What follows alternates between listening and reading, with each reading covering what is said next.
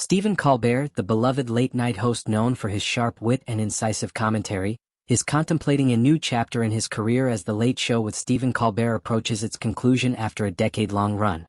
At 61, Colbert has become a fixture in American television, delivering cutting-edge comedy, thought-provoking monologues, and engaging interviews with a wide array of guests, from entertainers to political figures. With the show set to end in May 2026, Colbert is already exploring what lies ahead, and a recent episode hinted at an intriguing possibility: a second act in podcasting. This potential pivot reflects his adaptability and curiosity about new ways to connect with audiences, ensuring his voice remains a vital part of the cultural conversation. During a lively episode of The Late Show, Colbert welcomed Bowen and Matt Rogers, co-hosts of the popular podcast Las Culturistas, to discuss their work in the podcasting industry. With his characteristic humor, Colbert probed the duo about the appeal of podcasting, asking them to sell him on the medium as he jokingly noted his impending need for a new gig. The exchange was both playful and revealing, as Colbert's genuine interest in podcasting shone through. Young and Rogers, whose podcast was recently named one of the 100 all-time best by a prominent magazine, shared insights into their journey, describing how Las Culturistas gained traction during the pandemic when listeners craved authentic connection. Their success, they explained, stemmed from the podcast's ability to capture the essence of their friendship, filled with humor, over-caffeinated banter, and relatable conversations. Rogers emphasized the importance of keeping a podcast real, advising Colbert to prioritize authenticity to resonate with listeners. This advice struck a chord, as Colbert's appeal on The Late Show has always been rooted in his ability to blend humor with sincerity, whether he's satirizing political events or sharing personal anecdotes.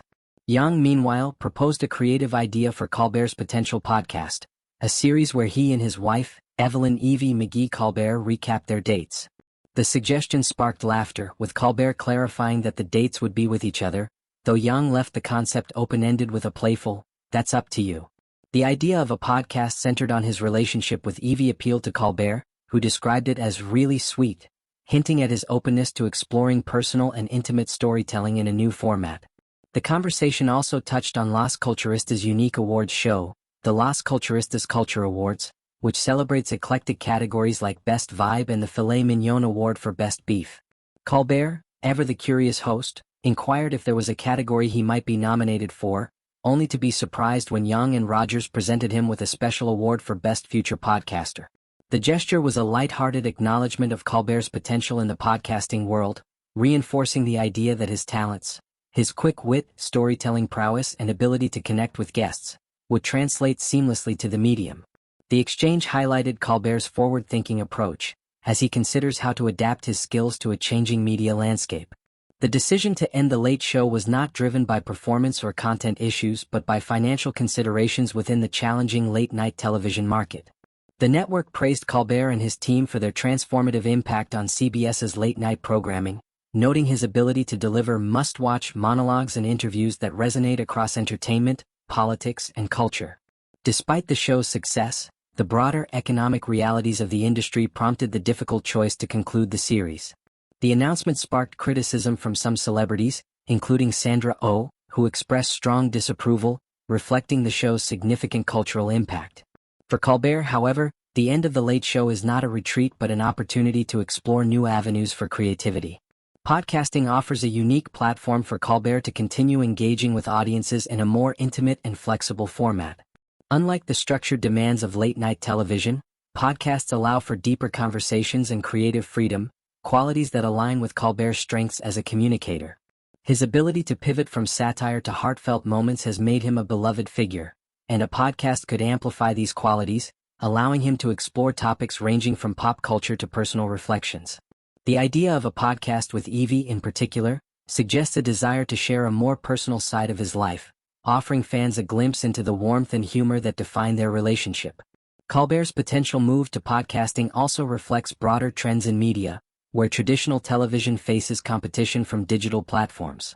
The success of Las Culturistas, which grew from a niche project to a cultural phenomenon, underscores the power of podcasts to build communities and foster connection.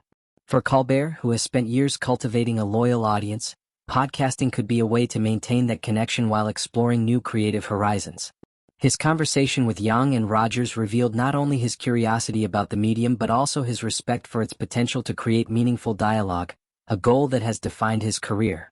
As he prepares to bid farewell to The Late Show, Colbert remains a figure of resilience and reinvention.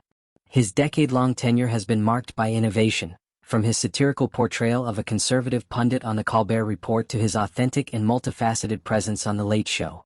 Podcasting could be the next frontier, offering a platform to continue his legacy of humor, insight, and connection. Whether he chooses to recap dates with Evie or explore entirely new themes, Colbert's foray into podcasting promises to be a continuation of his commitment to storytelling and engagement, ensuring that his voice remains a vital part of the cultural landscape.